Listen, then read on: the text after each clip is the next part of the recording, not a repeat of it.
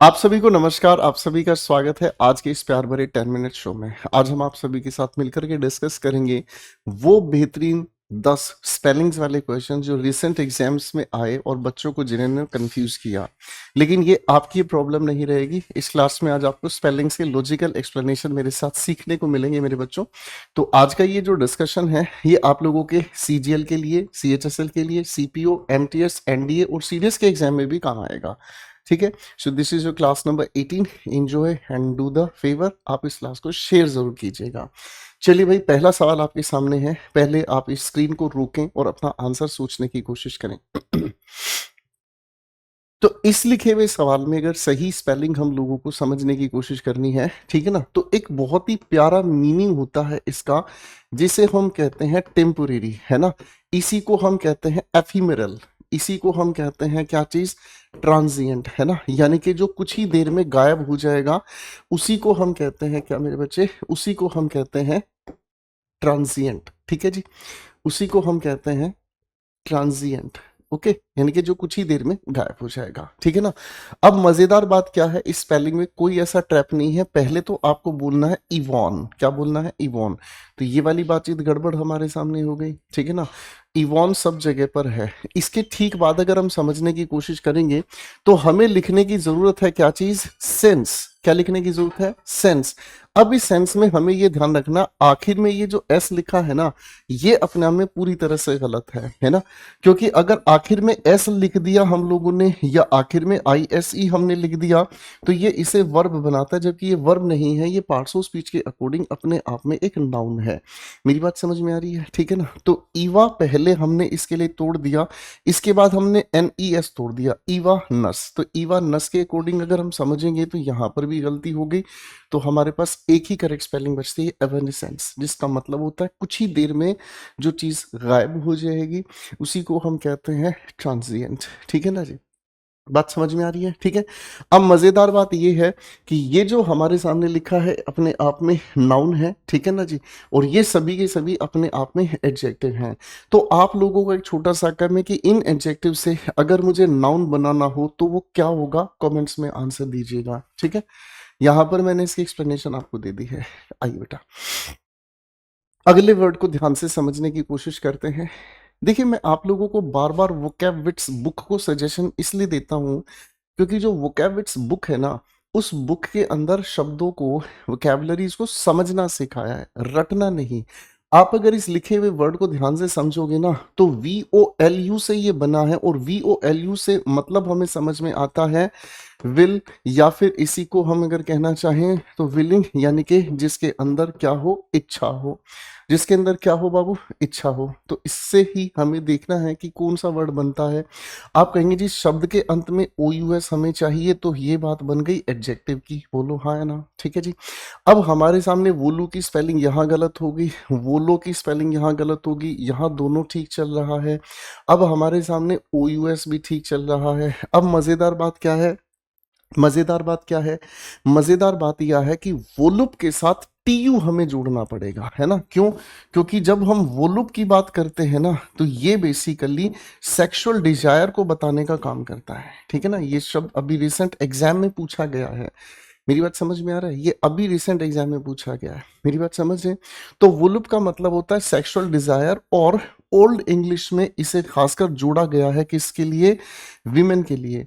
यानी कि किसी विमेन के लिए ये वर्ड यूज किया जाता है जिस विमेन को कहते हैं जिसकी बॉडी जो है ना, जिसका शरीर है, वो सेक्सुअली डिजायर क्रिएट कर दे, है ना। पुराने जमाने में ऐसा होता था कि जैसे आपने सुना होगा ना, बहुत सारी अप्सराओं ने इस धरती पर मतलब अवतार लिया, और अप्सराओं ने बहुत सारे राक्षसों की, बहुत सारे जो तपस्यावी लोग होते थे, तपस्वी लोग होते थे, उनकी तपस्या को भी भंग कर दिया। तो ये वर्ड वहां से ज्यादा कनेक्टेड है। ठीक है जी।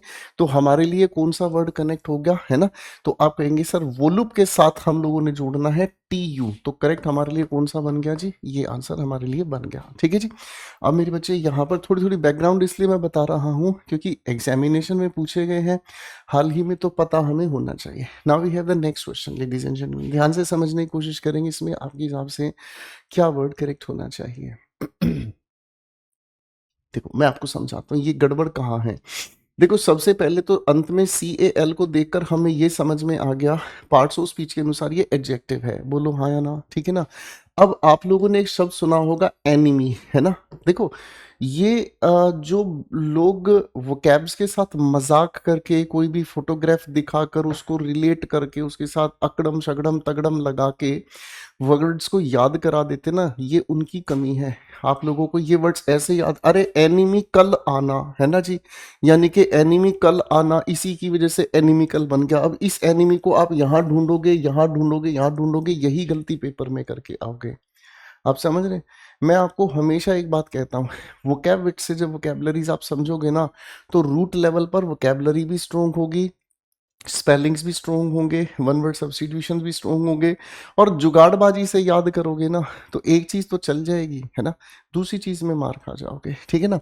बेसिकली एनिमी से इसका कोई लेना देना नहीं है, समझ में आ रही है।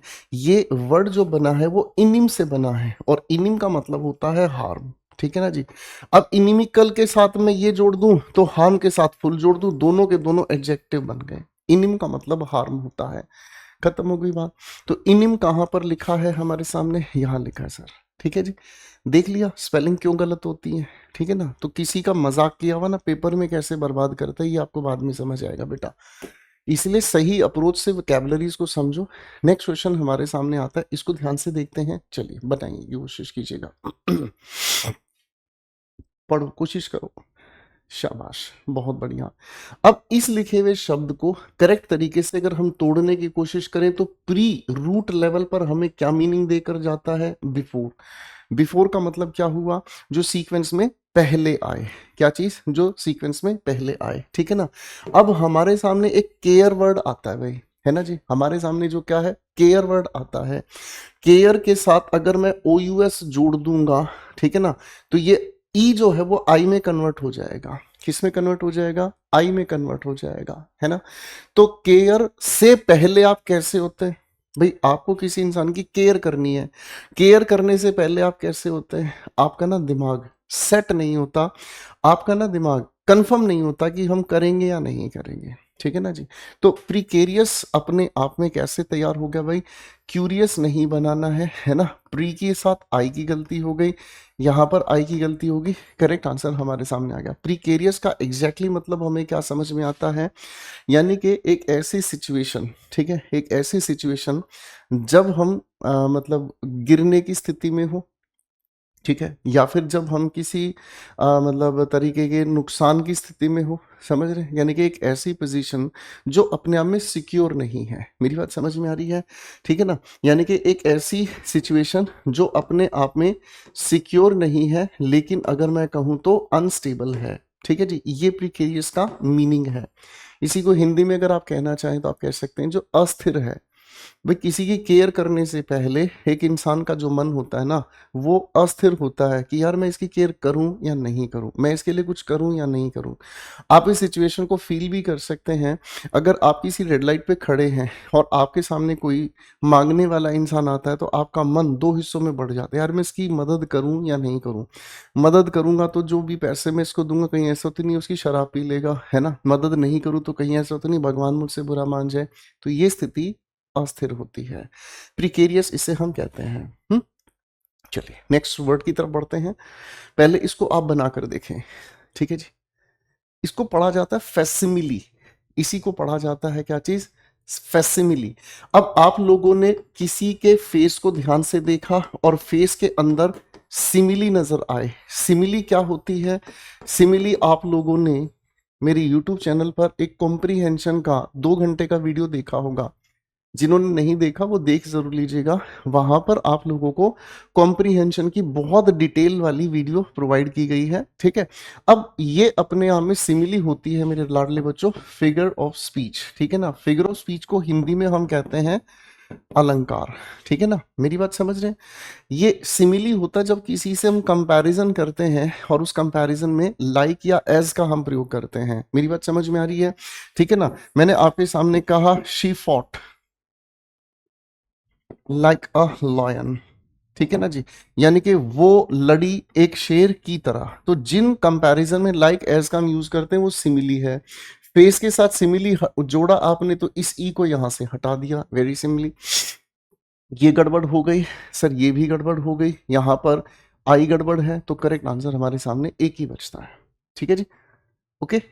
मैं उम्मीद करता हूँ कि मेरी ये जो कोशिश है वो आपके लिए एक सच्चा प्रयास है, और 10 मिनट शो की जितनी भी क्लासेस मैं आपको प्रोवाइड कर चुका हूँ उन सभी को आप 2-3 बार ज़रूर देखें।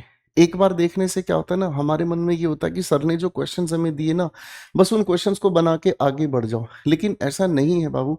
2-3 बार देख लोगे ना तो उसके बाद ना वो परमानेंट मेमोरी में आपकी बैठ जाएगा। ठीक है, and here we have the answer ladies and gentleman. ठीक है, आइए देखते हैं अगले सवाल की तरफ। इरेसिस्टिबल, रिसेंट एग्जाम का ये क्वेश्चन है, तो सबसे पहले रेसिस्ट वर्ड को पकड़ लेते हैं, है ना। रेसिस्ट देखो कैसे बना है, ये री का मतलब क्या होता है, बैक, ठीक है ना। सिस का मतलब क्या होता है, सिस्टम, यानी कि जब आप किसी सिस्टम का विरोध करते हैं वही रेसिस्ट हो गया। जब आप किसी सिस्टम का विरोध करते हैं वो रेसिस्ट हो गया, है ना भाई। ठीक है जी, इसी रेसिस्ट से नाउन बना है रेसिस्टेंस। अगर मैंने इसके साथ ईबल को जोड़ दिया तो ईबल या एबल जोड़ने से ये एडजेक्टिव बनता है। बोलो हाँ, कोई इशू नहीं है, हाँ कि नहीं। अब मेरे राजा बाबू यहां ध्यान से देखने की कोशिश करेंगे, यहां एबल हमने नहीं जोड़ा। आपके दिल में एक सवाल ये आएगा कि सर किस शब्द के अंत में एबल और किस शब्द के अंत में ईबल जुड़ता है। तो याद रखिएगा, एबल हम हमेशा वर्ब के अंत में जोड़ते हैं और ईबल हम वर्ब के अलावा एनी अदर वर्ड, ठीक है ना, वर्ब को छोड़कर एनी अदर वर्ड के साथ हम ईबल को जोड़ते हैं। ठीक है ना जी। अब रेसिस्ट एक अपने आप में वर्ब नहीं है। ठीक है जी। अब अगर हम समझने की कोशिश करेंगे राजा बाबू, तो क्या चीज समझ में आ गई है, एबल हमने हटा दिया, यहां से भी एबल की स्पेलिंग गायब हो गई है ना। तो अब देखो यहाँ पर कौन सी बात सच हो रही है सर, अगर मैं इसी से ठीक पहले आई आर को जोड़ता हूं तो ये अपने आप में एक ऐसा प्रीफिक्स है जो उस चीज को नोट कर देता है, नेगेटिव बना देता है। रेगुलर, इरेगुलर, इर जोड़ते ही वर्ड नेगेटिव बन जाता है। बोलो हाँ, ठीक है। तो अब इस पॉइंट से हमें क्या चीज समझ में आ रही है, यहां डबल आर होना था।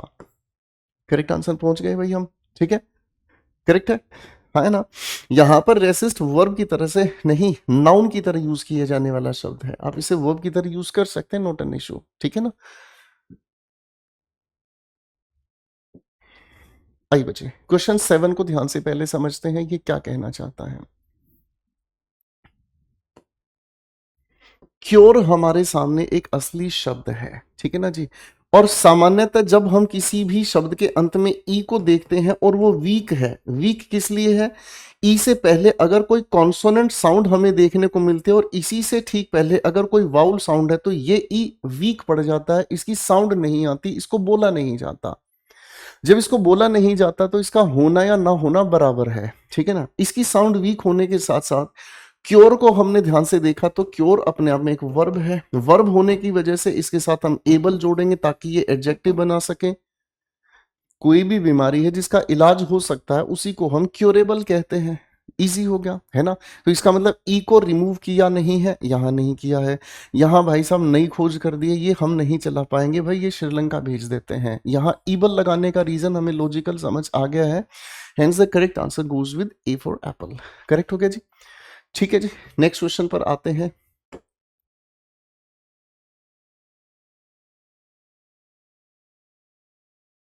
चलिए इस सवाल को ध्यान से पहले तोड़िए।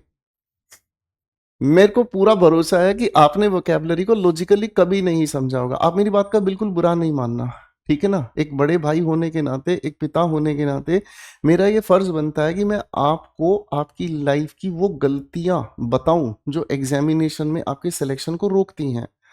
समझ रहे हैं? अगर कोई भी बच्चा सिर्फ यूट्यूब के भरोसे तैयारी करके बैठा है तो वो कहीं ना कहीं गलती कर रहा है। समझ रहे हैं?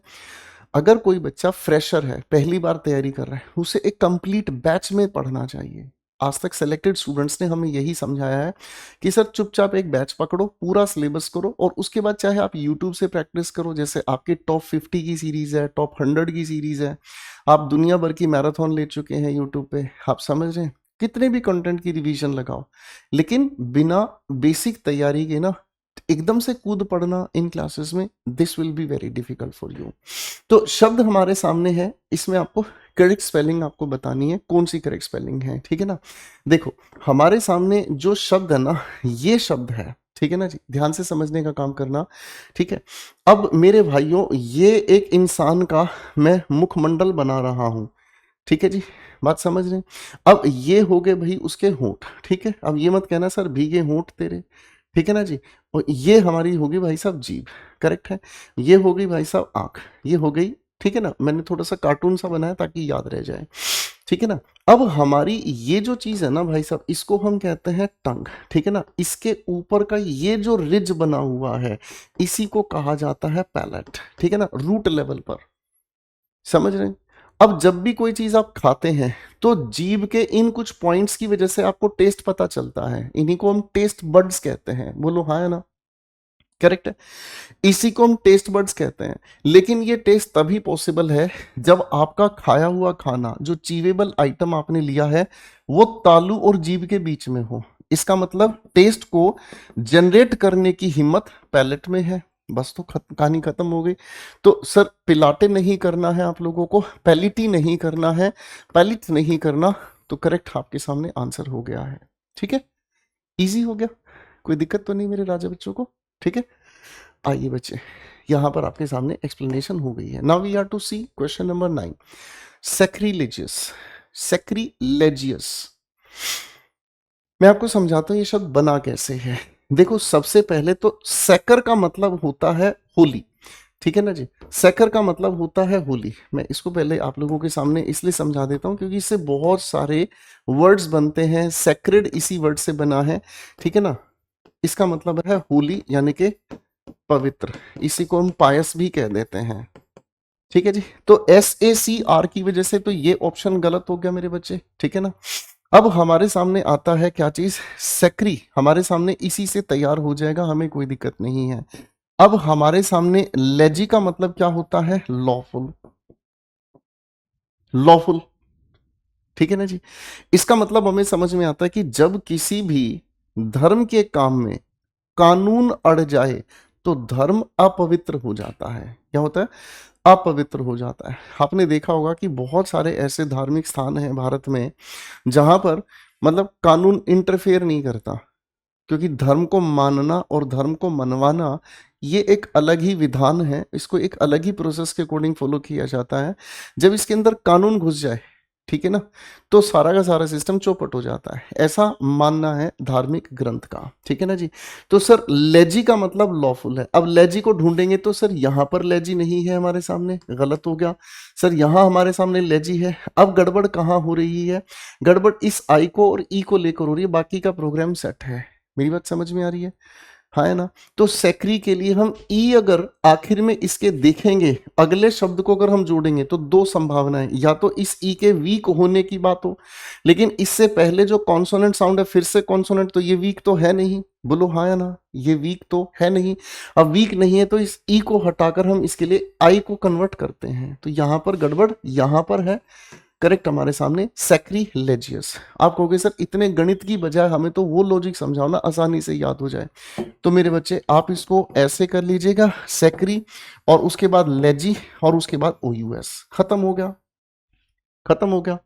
अब आप जब इस शब्द को पढ़ोगे ब्रेक करके, आपके सामने हर एक रूट लेवल पर इसका मीनिंग भी आपको समझ आएगा, आपको इसकी बैकग्राउंड भी समझ आएगी, देखते ही आप पार्ट्स ऑफ स्पीच को भी उठा दोगे, ठीक है।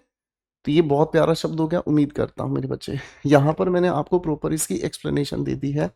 क्वेश्चन नंबर 10 को ध्यान से देखते हैं, ये क्या कहता है। आइए इसको हम समझने की कोशिश करते हैं। आपके घर परिवार में आसपास कोई ना कोई ऐसा बच्चा जरूर होगा जो इस अड़ंगे का बड़ा शौकीन होगा। इसे किंडर जॉय कहते हैं। आता है ना, देखा होगा आपने, है ना। और कुछ लड़के तो ऐसे भी हमारी क्लास में, उनकी गर्लफ्रेंड्स भी ना इसी के शौकीन होती हैं, है ना। मेरे को ना किंडर जॉय खाना है, ठीक है। अब मैं आज इसकी कहानी समझाता हूँ आपको। जॉय का मतलब तो राजा बाबू आप समझ ही गए हैं। जॉय का मतलब तो क्या है, हैप्पीनेस, खुशी की बात हो गई। और किंडर का मतलब होता है चाइल्ड, यानी कि किड, ठीक है ना जी। बात समझ में आ गई, हाँ कि नहीं। ओके, इसी किंडर से बना है किंडर गार्टन, गार्टन का मतलब गार्डन होता है, ठीक है ना, ये इंडियन मतलब सॉरी ये नेटिव वर्ड नहीं है। किंडर का मतलब तो किड हो गया और गार्टन का मतलब गार्डन होता है, यानी कि जहां पर बच्चों का एक अपना गार्डन है, जहां बच्चे खेल सकते हैं, बच्चे खेल खेल में सीख सकते हैं, इसीलिए इसको कहा जाता है एक तरह का प्री स्कूल। प्री स्कूल का मतलब जहां स्कूलिंग होने से पहले बच्चे खेलते हैं, कूदते हैं और अपना सोशल और फिजिकल ग्रोथ, यानी कि सोशल और फिजिकल मेरे ख्याल से डेवलपमेंट मुझे कहना चाहिए, समझ रहे, वहां पर ये करते हैं, ठीक है, ओके। तो किंडर गार्डन ये तो सर इसकी ट्रांसलेशन हो गई, है ना। किंडर जेरन बिल्कुल शब्द गलत हो गया, है ना। जिस शब्द के अंदर GEN या GER देखने को मिले तो वो तो बर्थ की बात करता है, यानी कि ये तो बच्चे के पैदा होने की जगह घोषित कर रहे हैं, बच्चा पैदा थोड़ी हो रहा है यहाँ पर भाई साहब, जेरटन कोई वर्ड है ही नहीं, तो एक ही हमारे सामने करेक्ट बचता है, दैट इज किंडर गार्टन। बहुत अच्छा शब्द है मेरे बच्चे। हम्म चलिए, तो आज के लिए हम चर्चा इतनी ही रख लेते हैं। खुश रहिएगा, मस्त रहिएगा, सेशन पसंद आया सभी तक पहुंचाइएगा, क्योंकि जो रियल लर्निंग होती है ना मेरे बच्चे, वो दिखावे से बहुत दूर होती है और वो अपने आप में हमारे लिए एक ऐसी पूंजी होती है जो हमेशा काम आए। थैंक यू सो मच, फिर मुलाकात करते हैं अगले सेशन में, टेक केयर।